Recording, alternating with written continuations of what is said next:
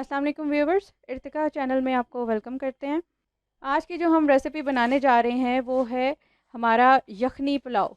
और हमारे पास इसके जो अज्जा अवेलेबल हैं वो हम डिस्कस कर लेते हैं। सबसे पहले हमारे पास ये मीट हमारे पास है चॉप्ड फॉर्म में, आप समझ लें क्यूब्स की शक्ल में आप इसे रख लें, या आप जो भी है हड्डी वाला है जिस तरह ये तकरीबन ये हमारे पास है आधा किलो।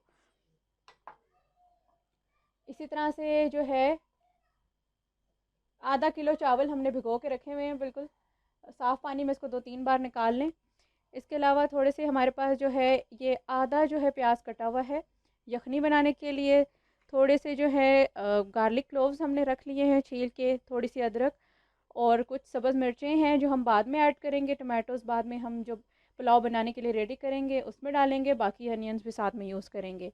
यखनी बनाने के बाद जो इसके अलावा और भी जो अज्जा ज़रूरत में आएंगे वो हम साथ साथ बताते जाएंगे कि किस टाइम यूज़ करना है। इसमें कड़ी पत्ता है, थोड़ा सा नमक है, बड़ी इलायची है, लौंग है और साथ में इसके अलावा दालचीनी है। तो ये तेज़ पत्ता वगैरह जो है हम इसमें ऐड करेंगे, साथ साथ हम आपको प्रोसेस इसका बताते जाएंगे। तकरीबन ये 3 लीटर पानी है। इसमें हम अभी जो है गोश्त को ऐड करेंगे गलाने के लिए। गोश्त जो है हम इसमें अब ट्रांसफ़र करेंगे।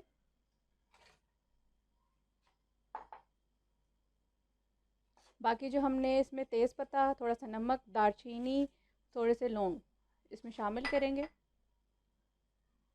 इसके अलावा हम इसमें ऐड करेंगे गार्लिक क्लोव्स, थोड़ी सी जिंजर और थोड़ा सा अनियन चॉप्ड फॉर्म में। आंच हम इसकी तेज़ कर देंगे और इसको गलाने के लिए हम प्रेशर कुकर में इसको थोड़ी देर के लिए दम पे रखेंगे।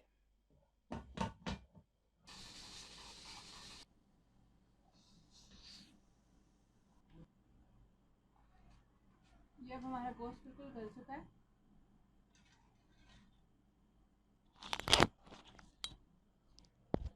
आप इसकी देखें, इसकी कंडीशन बिल्कुल सॉफ्ट हो चुका है।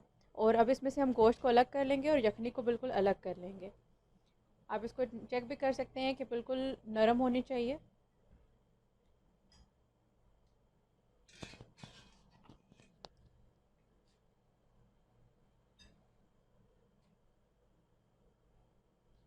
अब हम बाकी इसकी प्रिपरेशन करके आपको बताते हैं। ये जो यखनी है हम लोगों ने साइड पे की है, हम चावलों में ही इसको ऐड करेंगे।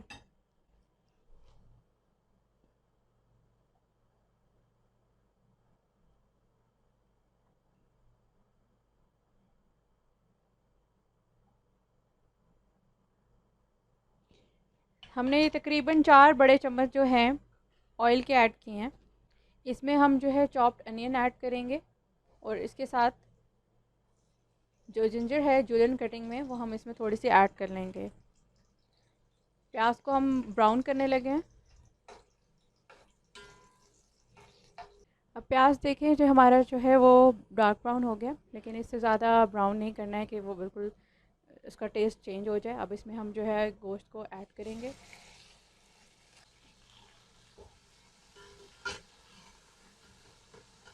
तो अच्छी तरह मिक्स कर लें और साथ में ताकि गोश्त भी है फ्राई कर लें। अब हमने गोश्त को अच्छी तरह से फ्राई कर लिया है और इसके साथ जो हमने इसमें गार्लिक ऐड किया था वो भी अच्छी तरह से फ्राई हो गया है। तमाम चीज़ें सब इसमें मिक्स हो गई। अब इसमें हम बाकी अपनी जो है चॉप टमाटोज़ को ऐड करेंगे। ग्रीन चिलीज़ जो हैं कटी हुई वो भी हम इसमें ऐड करेंगे और अच्छी तरह से मिक्स कर लेंगे। इसमें हम जो है अपनी बाकी जो हैं मसाले ऐड करेंगे। इसमें थोड़ी सी हम जो है ब्लैक पेपर इसमें ऐड करेंगे। इसके अलावा इसमें जो है तकरीबन आधा चम्मच जो है वो हम इसमें रेड चिलीज़ ऐड करेंगे। 2 खाने के चम्मच जो है बड़े टेबल स्पून वो सॉल्ट है, हस्ब ज़ायक़ा आप इसे रखिएगा और साथ में टेस्ट भी करते रहेंगे। थोड़ा सा इसमें ज़ीरा है, यानी कि 1 जो है तकरीबन ये टेबल स्पून है और 2 टेबल स्पून गरम मसाला।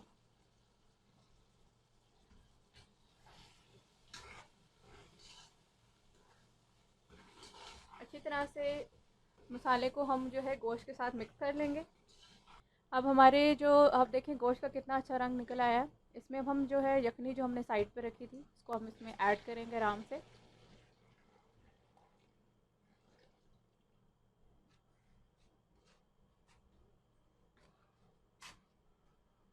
अब हम इसमें जो अपने भिगोए हुए चावल थे, आप उसको देखें कि वो किस स्टेज पे मतलब नरम हो चुके हैं और कितने ये खिल चुके हैं। चावल को टूटने नहीं देना आप लोगों ने, इसमें हाथ एक्स्ट्रा मार के। अब हम इसमें चावल ऐड करने लगे हैं।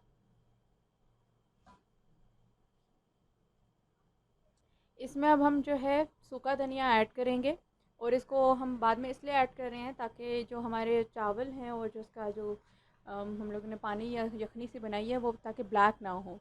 चावल हमने इसमें ऐड कर दिए हैं।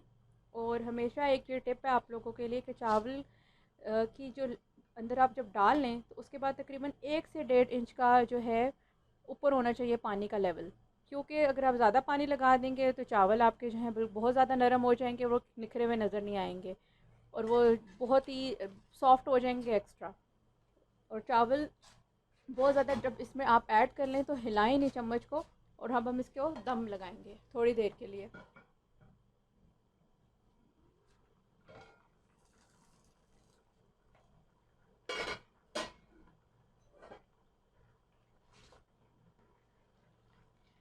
आप देखें कितने अच्छे से हमारे जो है चावल जो है बॉयलिंग स्टेज पे आ चुके हैं, और एक एक दाना कितनी खूबसूरती से सामने नज़र आ रहा है।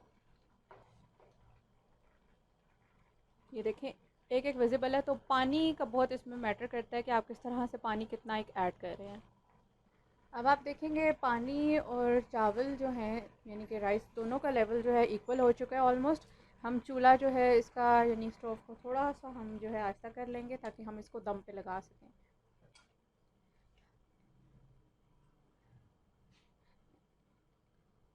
एक कपड़े की मदद से हमने आपके पास कोई भी जो रुमाल वगैरह अवेलेबल है उसके मदद से हमने ढक्कन के साथ इसको रैप कर लिया है, ताकि जो उसका जो मॉइस्चर होता है वो अच्छी तरह से इसके अंदर सोक भी हो सके और उसके अंदर बरकरार भी उसको रख सके। ये वेट हमने उसके ऊपर रख दिया है ताकि जो है इसका मॉइस्चर इसके अंदर लॉक हो सके और स्टीम इसके अंदर बन सके और वो इसके थ्रू बाहर ना निकले। अभी इसके बाद हम आपको दिखाते हैं इसकी फ़ाइनल स्टेज में क्या हो जाएगा। टोटल हम आपको टाइम ड्यूरेशन बता देते हैं। 15 मिनट के लिए हम इसको जो है दम पे रखेंगे। अब पूरे 15 मिनट्स बाद हम इसका जो है दम जो है वो उतारने लगे हैं।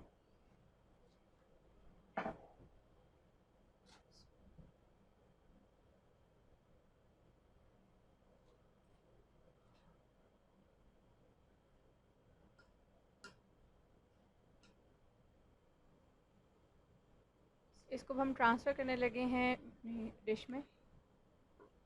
आप देखें कि कितना खूबसूरत कलर इसका आया है, और कोशिश करें कि इसको गर्मा गर्म ही खाएं तो इसका टेस्ट बहुत अच्छा लगेगा। चावल आप देख लें कि एक एक चावल बिल्कुल क्लियर इसमें नज़र आ रहा है, ज़रा से भी चावल जो हैं वो टूटे नहीं हैं।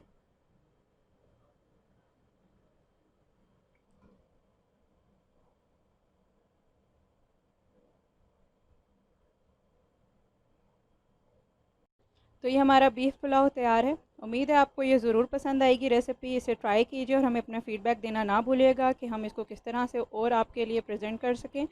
हमारी अपकमिंग रेसिपीज़ को ज़रूर फॉलो करें, क्योंकि ईद के दिन करीब हैं और यकीनन आप लोगों के घर में भी गोश्त की रेसिपीज़ बनेंगी, और हम आगे भी बहुत सारी अच्छी रेसिपीज़ लेकर आएंगे।